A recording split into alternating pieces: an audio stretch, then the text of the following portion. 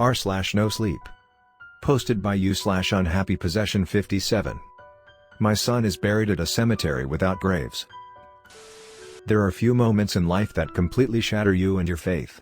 In a boundless ocean of grief, you struggle to hold on to anything that will keep you afloat, a memory, a video, even a smile. It was going to be a Thursday like any other. I came home from work exhausted and grabbed the remote to watch the news. The dogs were excited and ready for their evening walk. I was heating one of my TV dinners when I heard the phone ring.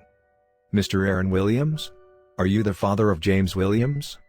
"Yes, why?" I asked, with a slight break in my voice. "Is he okay?" "Sir, can you please come to St. Peter's, right off Oak and 7th? Your son is in the ER, and you are listed as the emergency contact." My hand started shaking, and I was taken over by a sense of impending doom. "Is he alright? What happened to him?" I asked, working through a lump in my throat. "We won't know until the doctors update us," she said. I sped through the red lights, adrenaline coursing through my veins. I was in hysterics wondering what was going on. I pulled into the parking lot and ran straight into the ER.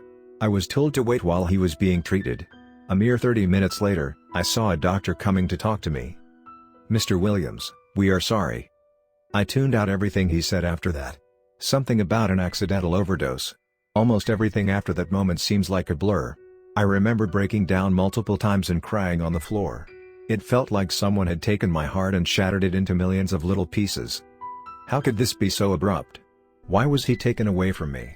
I remember asking Greg, one of my closest friends. He didn't have much in the way of answers, but he tried the best he could. Death, unfortunately, follows a series of transactions and errands. Funerals must be planned, estates must be handled, and goodbyes must be said. I didn't have it in me to do any of this. I could barely get out of my bed. Greg stepped up and told me he would take care of it. He had seen what this had done to me and took off from work to ensure that I was still alive. Which is why I didn't hesitate when he told me about the Anastasis funeral home. He told me that they were extremely professional and took care of all details, so I could focus on grieving. He offered to drive me there the next day and I took him up on it. The car ride was extremely somber, and I was understandably not in the mood for conversation. "You know, Aaron, Anastasis offers a special service for grieving parents such as yourself." Assuming he was talking about grief counseling, I asked him to continue. "Well, it is kind of like grief counseling. Don't you think you deserve one last chance to say goodbye to James?" "Yes, but you and I both know that that is impossible," I replied, with a hint of anger in my words. We got to Anastasis, and Greg told me to follow him as he made his way past the reception and into the back. He knocked on a small office past a row of storage closets. "Come in." Greg opened the door and I saw a rustic but well-kept office, adorned with wooden furniture that was at least half a century old. Greg shook hands with a man who looked to be in his early 60s. He was short and his posture was not the best, but he was confident when he spoke and had a sympathetic smile. "Mr. Williams, I am extremely sorry for your loss.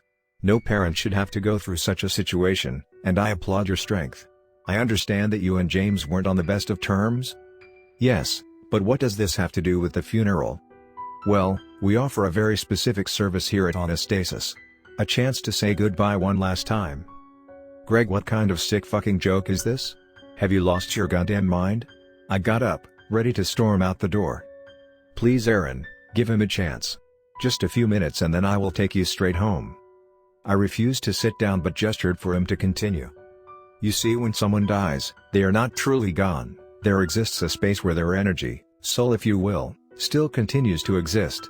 We have a special burial place where we can channel this energy and establish a fleeting connection between the world of the living and the dead. Ask Greg, we did the same thing for his dad." Greg nodded at me. "Bullshit. I will not fall for this psychic crap." "Hey man, what is the harm in trying? If nothing happens, there is no harm done." I sat down and composed myself. I knew what I was being offered was wrong, but I was trapped in a deep hole, and someone had offered me a hand to climb out. Macabre as it might seem, I was given one last chance to say goodbye. "How does this work?" I asked him. "Leave that to me," the man replied. The funeral was exactly what I had hoped it would be. Sympathies were exchanged, people offered their condolences and help, while I just wanted to make it through the day. After the funeral, the man, Wesley I think he was called, came up to me and asked me if I was ready. I nodded. "I will see you at this address a week from now at 7 p.m. he said, handing me the address to a cemetery. Greg dropped me off home and said that he was happy for me and that I made the right choice. He even offered to take me to the cemetery the following week. The week was no different than any other. Since my son's death I was barely going through the motions and didn't have the energy or the courage to even get out of the bed. Sometimes I would wake up and hope that what had happened was just a prolonged nightmare.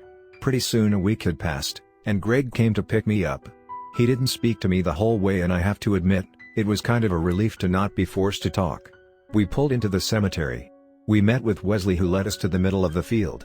He pointed at the ground and turned to me. "Go on, speak with him." I hesitated. "James?" This was a load of crap. At best it was a way to scam grieving parents, at worst I had been convinced to do a ritual by a bunch of psychotic nutjobs. "Louder, Mr. Williams." "James? Are you here, son?" I noticed the ground below me getting cold and a brief draft rustling the leaves. I heard light footsteps in my direction. "Dad?" I heard behind me. I couldn't believe this was real. My eyes swelled up and tears were rolling down my cheeks. It almost felt like I couldn't breathe. "Son, where are you?" No response. "I am so sorry for not being there for you. I should have taken better care of you. Please forgive me." "It is okay, Dad, I am now in a better place." The voice sounded exactly like him. Before I could speak another word, Wesley told me that it was time to go and that we shouldn't stay any longer. I protested but both him and Greg were adamant that the time had come for us to leave. Still in disbelief of what I had witnessed, I asked them both to explain this and to come clean if they were trying to scam me. "Listen Aaron, you got the closure you needed. It is best if we don't discuss this any further. Greg will now take you home," Wesley said sternly. I couldn't sleep that night, or the night after. I was never one to believe in the paranormal or afterlife, but hearing James speak to me completely changed the way I thought. I wanted to speak with him again, to ask him how he was doing, to beg for his forgiveness. I kept calling Greg and Wesley, but I always got told that the time was not right. That I shouldn't be abusing this privilege. I kept quiet but deep down I knew that I had to speak with my son again. On James' birthday, July 2nd, I couldn't control myself any longer. I found the piece of paper that Wesley had given me and drove to the cemetery at night. I stood in the middle of the ground, now marked by a couple of leaves, and kept trying to reach out to James. "James, look, I am back, please tell me if you are here." I yelled, kicked, and screamed, but to no avail. I was just about to turn around and go back home when I heard something. It was a cacophony of noise, barely discernible. It was extremely loud, and it seemed to be headed my way. "Leave," it said. I heard footsteps but it sounded like someone was running toward me. I was overtaken by a feeling of fear, like I had violated something sacred. As the footsteps got closer and closer, I started running. The sound got louder and louder. Screeching through the noise, I heard a familiar voice. "Dad, why did you do this? Why did you bury me here?" I would have turned around, but it felt like footsteps were right behind me. I got in my car and drove as fast as I could until I was home. I called Greg and Wesley immediately. Both of their numbers had been disconnected. I tried going to the cemetery again but can no longer find the address.